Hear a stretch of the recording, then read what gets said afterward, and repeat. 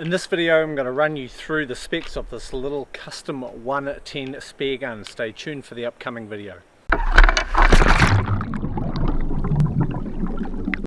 Okay, welcome back to another video everybody. I'm Sam Price. It is the start of summer here in New Zealand in the Bay of Islands. It is bloody hot and I'm going to give you a quick rundown of this here 110 as mentioned in the intro.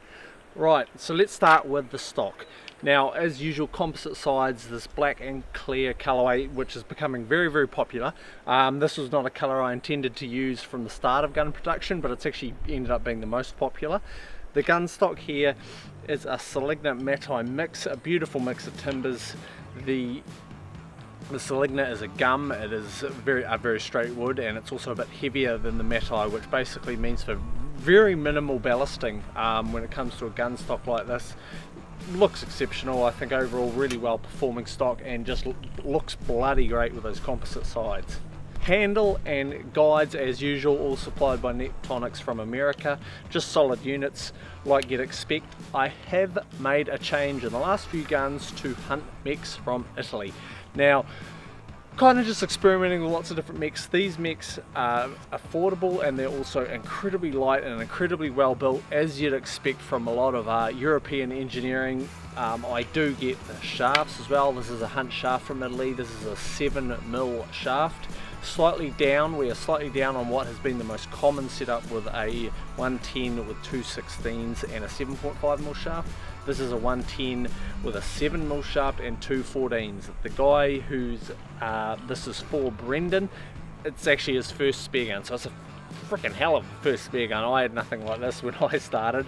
I have tried to keep it as simple because of that. Just with the two 14mm rubbers, it's going to be slightly bit easier to load. Of course, with the 7mm shaft, we're slightly down on that 7.5, but this doesn't mean it's going to lack in power or punch or anything. It's still going to pack a hell of a wallop over a, you know, factory sort of off-the-shelf type spear gun. He also wanted just a yellow Dyneema instead of the black mono, and of course we've just got a shark clip on the back.